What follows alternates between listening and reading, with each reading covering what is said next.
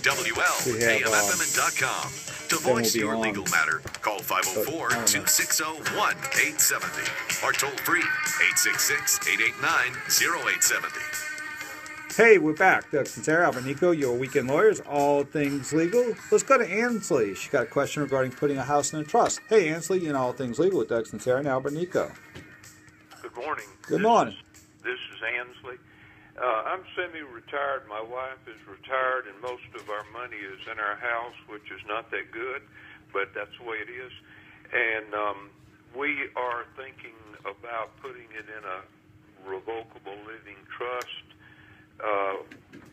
For what purpose? In order to pass our money on to our children, or the house, and any proceeds from it to our children, so they won't have to go to probate court and all that. We have a will right now. Yeah. And I want to know I guess the advisability and the pros and cons of a will as opposed to a revocable living trust. Well, I mean, the reality of it is it's probably going to cost you just as much to set up a trust for that purpose as it will to eventually have your go through probate. Probate, people are scared of probate, and it's just not that big of a deal in terms of, especially when you don't have a ton of assets and different retirement accounts and investment vehicles and plenty money. You won't have any issues if you live in Louisiana. You won't have any issues of inheritance taxes because you're well below the threshold for that.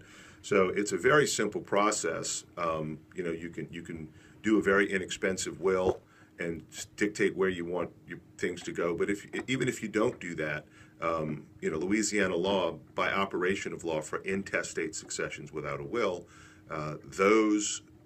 your children come into possession of your property. So it's not in equal portions, and if one of them dies before you, their children get that portion. So it's a pretty fair division of property upon the death, even without having. I think the only pro is, the pros are, when the first spouse passes, you don't have to file a succession for the surviving spouse to exercise full ownership in the property or full use of the property.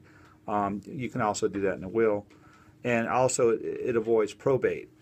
Those are pretty much the only two reasons. The downside is if you buy other assets, you have to put it in the name of the trust. And a lot of times if you buy a car or you buy certain assets and you say, I want to put it in my trust, the salesperson sort of looks at you like you have three heads and doesn't know what to do.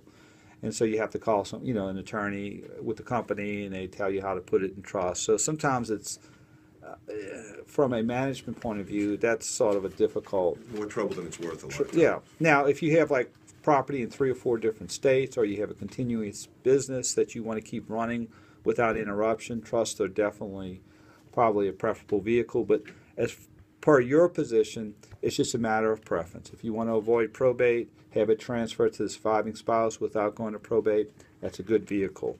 But it's just a matter of preference. There's no wrong way or right way, one way or the other.